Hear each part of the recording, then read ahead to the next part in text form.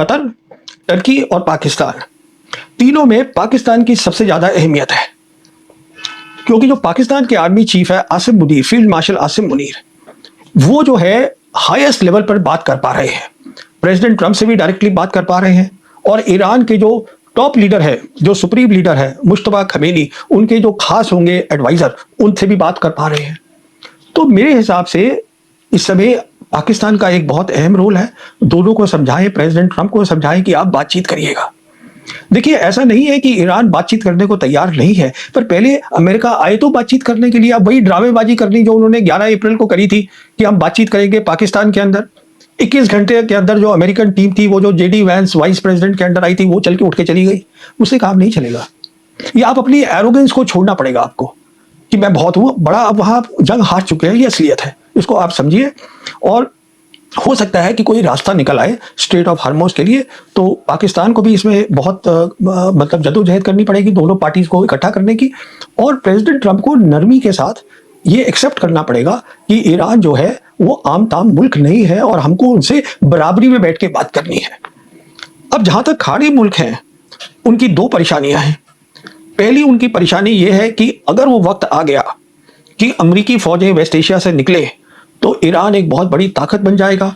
तो वो डरते हैं अगर ऐसा हो गया तो ईरान जो है वो हमारे पे हावी हो जाएगा, वो ये चाहते नहीं। और साथ साथ उनकी ये भी परेशानी है कि अगर ये लड़ाई बढ़ गई और हमारी जो ऑयल और गैस की फैसिलिटीज हैं वो सब खत्म हो गई, ऊर्जा की, तो फिर हम क्या करेंगे? क्योंकि ना तो इन मुल्कों के पास खाना है, इनका खाना बाहर से आता है, ना इनके पास पीने का पानी है, इनके वो प्लांट लगे हुए हैं, वो खारा पानी जो है वो समुद्र का, उसको पीने के पानी में बनाने के लिए। लोग यहाँ पर काम कर रहे हैं, बाहर से वो सब लोग चले जाएंगे तो सारी तबाही हो जाएगी। और ये भी तैयारी कर रहे हैं ऐसे वक्त की कि हो सकता है कि अमेरिकन फौजों को निकलना पड़े। और यही कारण है कि जो सऊदी अरेबिया ने 2025 में किया था, उन्होंने पाकिस्तान के साथ एक डिफेंस एग्रीमेंट किया था। तो अब खबर आई है कि जो कुवैत है, जिनका एक एग्रीमेंट था, एक साइन किया हुआ था पाकिस्तान का 2023 का, अब उन्होंने उसको लीगल कर दिया है। उसको कह दिया है कि हाँ, हम भी वैसा ही सिक्योरिटी अरेंजमेंट चाहते हैं जैसा सऊदी ने लिया हुआ है पाकिस्तान की फौज से। और कतारी भी जो है वो भी पाकिस्तान से बात कर रहे हैं। तो हर इंसान तैयारी कर रहा है आगे की। पर जो अभी मसला है जिसके कारण जो मैं वीडियो में समझाना चाहता हूं वो ये है, ऐसी क्या बात है कि प्रेसिडेंट ट्रंप, जो हम जानते हैं बहुत झूठ बोलते हैं, पर उनकी आज क्या मजबूरी है कि ना तो वो ईरान पे अटैक कर सकते हैं, मैं मानता नहीं कि वो अटैक करेंगे और उनकी ऊर्जा की फैसिलिटीज उड़ा देंगे, और ना वो छोड़ के जा सकते हैं वेस्ट एशिया। छोड़ के जाना तो मैंने ऑलरेडी समझा दिया है, क्योंकि पेट्रो डॉलर का मसला है। और वो कुछ क्यों नहीं कर पा रहे हैं ईरान के ऊपर, उसके 6 कारण है, वो मैं बताना चाहता हूं। देखिए, पहली बात तो ये है कि हर मुल्क जो होता है वो ऑयल के, पेट्रोल के रिजर्व रखता है कि कभी ऐसा वक्त आ जाए तेल ना मिले तो हमारे पास अपना रिजर्व होना चाहिए, जिसको बोलते हैं हम स्ट्रेटेजिक पेट्रोलियम रिजर्व। क्योंकि ये युद्ध जो है वेस्ट एशिया का, अब ये 6ठे महीने में है, और 2 मार्च से यहाँ पे जो हर्मुज है उसको बंद करा हुआ है ईरान ने। जहाँ एक वक्त पर शुरू में कोई 140 कमर्शियल शिप्स और टैंकर जाते थे हर रोज, अब जो है वो कुछ ही निकल पा रहे हैं।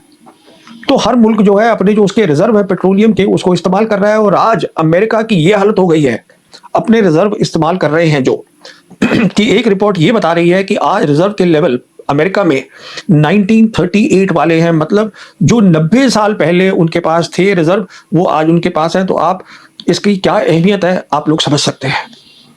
दूसरी बात देखिए, एक तो होती है मिसाइल और एक होती है मिसाइल को रोकने वाली मिसाइल, जिसको हम बोलते हैं इंटरसेप्टर मिसाइल।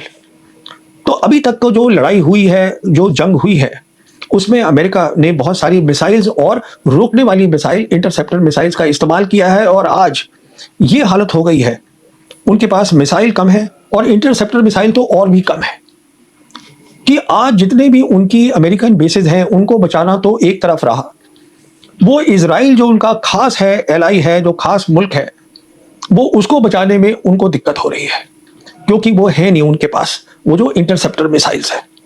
मैं इसकी डिटेल में नहीं जाऊंगा, पर आप लोग समझ गए होंगे कि ये एक बहुत बड़ा कारण है कि अमेरिका जो है वो जंग नहीं शुरू कर पा रहा है।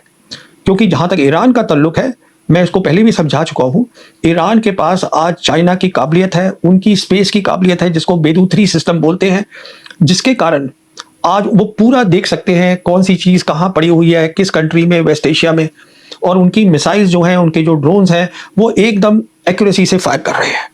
उनको रोकना आसान नहीं है।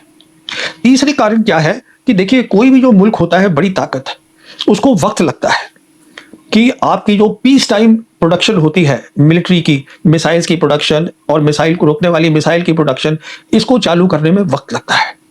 और ये लड़ाई जहां तक अमेरिका का ताल्लुक है, इतनी अचानक हुई है कि प्रेसिडेंट ट्रंप ने सोचा ही नहीं था कि इस कगार पे आके खड़ी हो जाएगी। तो ये जो मैं बोल रहा हूं, जो कमी पेशियां हैं, वो उसको सालों साल लगेंगे भरने के लिए। ये खत्म अचानक से नहीं भरी जा सकती, और ये सिर्फ अमेरिका ही कर सकता है। ये नहीं है कि हिंदुस्तान की तरह कि साहब अगर लड़ाई हुई तो आप जाइएगा अलग अलग मुल्कों में जहां से आपने हथियार लिए है और उनसे कहिएगा कि आप हमें एमुनिशन दे दीजिए, मिसाइल दे दीजिए, फलाना दे दीजिए, ढिमकाना दे दीजिए। वो हालत नहीं है। अगला कारण क्या है? अब ये भी एक सोच चल रही है कि किस तरीके से ईरान को डराया जाए, हमें क्या करना चाहिए, क्या हमारे पास मिलिट्री का ऑप्शन है, क्या मिलिट्री इस्तेमाल करने का तरीका है। एयर वॉर अमेरिका कर चुका है, 40 दिन किया उन्होंने शुरू में, कुछ खास हासिल नहीं हुआ, क्योंकि जो ईरान की पूरी जो मिलिट्री ताकत है वो अंडरग्राउंड है, तो उस पर कोई खास नुकसान नहीं कर पाए अमेरिकन। अब उन्होंने उसके बाद एक नेवल, अपना जो नेवी का है, उसको लगा रखा है वहां स्टेट ऑफ हॉर्मुज़ पे, उसको बंद करा हुआ है, उससे भी कुछ हासिल नहीं हो रहा है। तो अब बात चल रही है कि देखिए, जितने भी जमीनी रूट हैं ईरान के, जहां से ईरान का सामान आ रहा है, हम उनको ब्लॉक कर देते हैं, उनको हम बंद कर देते हैं, तो कम आर्मी को लाके हम ये काम कर सकते हैं। तो मेरे ख्याल में ये एक बेवकूफ़ी का आइडिया है। और क्यों है, मैं बताता हूं। पहली बात, अगर अमेरिकन फौजें जो आके उन रास्तों को बंद करेंगी तो वो सब मरेंगे वहां पर, क्योंकि जैसे मैं बोल चुका हूं, ईरान के पास ड्रोन है, मिसाइल है, एक्यूरेट है, कहां से फायर करेंगे इसका पता लगाना मुश्किल है, क्योंकि वो अंडरग्राउंड से आती है, अंदर से आती है, और उनको एग्जैक्टली पता रहेगा कि कौन सा रूट है, वहां कितनी फौज बैठी है अमेरिका की, तो वो सब मारे जाएंगे। और एक बार मारे जाएंगे तो फिर ये सिलसिला शुरू हो जाता है, क्योंकि जब बॉडीज घर जाएंगी अमेरिका, तो फिर दबाव पड़ेगा ट्रंप के ऊपर कि मैं और फौज भेजो। कहने का मतलब यह है कि जब भी आप ऐसी जंग शुरू करते हैं जिसमें आपका, जो हम मिलिट्री में बोलते हैं, लिमिटेड एम होता है, तो वो ऐसी जंग बन जाती है जिसमें बहुत तबाही होती है, जिसको एट्रिशन बोलते हैं। तो ये कोई सेंसिबल, मतलब कोई दिमाग वाली बात नहीं है। मुझे मालूम नहीं है कौन उनके एडवाइजर हैं जिन्होंने उनको ये सलाह दी है। अगला उनका मसला क्या है कि अभी हाल ही में अमेरिका की जो कांग्रेस है, उनका जो लोअर हाउस है, उन्होंने एक रेजोल्यूशन पास किया है, एंटी वॉर रेजोल्यूशन, कि मतलब जो प्रेसिडेंट ट्रंप है, वो जो लड़ाई है वेस्ट एशिया की, इसको बंद करें। देखिए, ऐसा होता है कि जहां तक ताल्लुक है और फौजों को लाने का, अगर मान लीजिए वो थोड़ी फौज लाए, फिर और लानी पड़ी, उसके लिए अमेरिकन कांग्रेस की रजामंदी होनी जरूरी है, और वो तय नहीं है कि अमेरिकन कांग्रेस वो देगी। तो उस पर एक बहुत बड़ा चिन्ह है, उस पर बहुत बड़ा क्वेश्चन मार्क है। तो वो भी एक प्रॉब्लम है। अगली प्रॉब्लम क्या है कि देखिए, अमेरिका तो वहां भी शामिल है, ये क्या कहते हैं, यूरोप की लड़ाई के अंदर, यूक्रेन की जो लड़ाई चल रही है रशिया के साथ। और अभी आप जानते हैं कि जो यूक्रेनियन प्रेसिडेंट ज़ेलेंस्की थे, वो व्हाइट हाउस में थे, प्रेसिडेंट ट्रंप से भी वहां मिले, और उन्होंने रिक्वेस्ट करी प्रेसिडेंट ट्रंप से कि आप हमें पेट्रियट मिसाइल दे दीजिए। वो भी मिसाइल रोकने वाली मिसाइल है, एंटी मिसाइल सिस्टम जिसको बोलते हैं। अब वो कहां से देंगे? अगर वो हामी भर भी दी है उन्होंने, जब उनको खुद नहीं है वेस्ट एशिया की लड़ाई के लिए, तो वो कैसे दे देंगे? तो इस लड़ाई के कारण जो स्टैंडिंग है अमेरिका की वहां पर दूसरी लड़ाई में, अब वो भी कमजोर हो रही है। अगला देखिए आप प्रॉब्लम, जो प्रेसिडेंट ट्रंप जब आए थे ऑफिस में सेकेंड टर्म में, तो उन्होंने एक नेशनल सिक्योरिटी स्ट्रैटेजी बनाई थी कि मैं अपने टेन्योर में, अपने कार्यकाल में क्या क्या हासिल करूंगा। उसमें खास नंबर 1 था कि मैं जो है वेस्टर्न हेमिस्फीयर, जो अमेरिका के आसपास का एरिया है, वहां से मैं जितना भी ये चाइनीज और रशियंस जो वहां इन्फ्लुएंस है, उसको मैं खत्म करूंगा। तो अब सवाल ये, वो वहां पर क्या टाइम दे पाएंगे? या जो चीन का मसला है ईस्ट एशिया में, अब वहां पे कैसे टाइम दे पाएंगे, क्योंकि यहाँ मसरूफ है पूरे इस लड़ाई के अंदर। तो जब आप इन सब बातों को देखते हैं, ये बिल्कुल साफ हो जाता है कि प्रेसिडेंट ट्रंप बहुत बुरे फंसे हैं।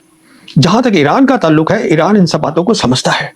ईरान ये भी जानता है कि प्रेसिडेंट ट्रंप पे आप भरोसा कर ही नहीं सकते। ये वो इंसान है जिन्होंने 17 जून को एक MOU, मेमोरेंडम ऑफ अंडरस्टैंडिंग, जो एक तरीके का फॉर्मल डॉक्यूमेंट है, उसमें खुद साइन किया और उसी को तोड़ दिया और लड़ाई फिर से शुरू कर दी। कहने का मतलब यह है कि जो ये प्रेसिडेंट ट्रंप बोल रहे हैं कि वो बातचीत हो गई है हर्मुज के बारे में ईरान के साथ। अब खबर ये आ रही है कि अमेरिकन प्रपोजल क्या है। देखिए, जो स्ट्रेट ऑफ हर्मुज है उसमें दो रास्ते हैं। या तो देखिए, जो जहाज अंदर जा रहा है उसको वहीं से वापस आना है, उसको दो रास्ते हैं अंदर और बाहर जाने के। या तो वो ईरान के साथ की जो कोस्ट है वहां से आ सकता है ईरान के रास्ते से, या ओमान के रास्ते से आ सकता है। तो अमेरिकन प्रपोजल जो कि खबरों में आया है वो ये है कि सारी जो शिप्स जा रही हैं अंदर तेल लेने के लिए, जीसीसी कंट्रीज में ऑयल वगैरह लेने के लिए, वो सारी जो शिप्स हैं वो ईरान के रूट से जाए और ओमान के रूट से वापस आ जाए। अब देखिए, ये जो स्ट्रेट ऑफ हर्मुज है ये पूरे उस पर कब्जे में है ईरान के। ईरान इस पे गौर कर रहा है, अगर ईरान को सूट करेगा तभी ईरान मानेगा, क्योंकि कब्जा नहीं छोड़ेगा स्ट्रेट ऑफ हर्मुज पे, ये तय है। और ये भी तय है कि जो एमओयू साइन किया है जिसमें कुछ चीजें थी जो रख दी गई थी कि हम आगे धीरे धीरे बात कर लेंगे। मिसाल के तौर पर जो आर्टिकल 1 है एमओयू का, जो बोलता है कि हर जगह लड़ाई बंद होनी चाहिए। ईरान के बहुत सारे एलाइज हैं जो ईरान के साथ खड़े हैं, जैसे कि हिजबुल्लाह हुआ, जैसे कि येमनी हुए, जैसे कि हमास हुआ, तो जैसे कि इराकी मिलिशिया हुआ। अब ईरान कहेगा कि नाम के साथ आप इन सबको भी पहले बंद करिए, उसके बाद हम आपसे बात करेंगे। देखिए, ईरान जो है वो डिप्लोमेसी चाहता है। ईरान चाहता है कि बातचीत से मसला हल हो। ईरान नहीं चाहता कि जंग हो, पर ईरान ये जंग जीत चुका है, इस बात को भी समझ रहा है। अमेरिका की आज सबसे बड़ी दिक्कत क्या है जो रही है? अमेरिका वो मुल्क है जो सेकेंड वर्ल्ड वॉर जीता, कोल्ड वॉर जीता, और यूनिपोलर वर्ल्ड जिसको हम बोलते हैं, ऐसा वक्त था जब अमेरिका अकेली ताकत थी पूरी दुनिया की। तो उनमें इतनी ज्यादा वो है अपने बारे में सोच है कि वो किसी को अपने बराबरी का समझते नहीं, किसी से बात करने को तैयार नहीं। तो मैं समझता हूं अगर इस मसले से बाहर निकलना है प्रेसिडेंट ट्रंप को तो उसका रास्ता है, और रास्ता ये है कि आज जो है आपस में बात तो हो नहीं रही ईरान की और अमेरिका की। जो बीच के लोग हैं जिसको मीडिएटर्स बोलते हैं, 3 ऐसे मुल्क हैं जो खबरों से हमें पता चल रहा है जो मीडिएटर्स हैं, जो इन दोनों की एक की बात सुन के दूसरे को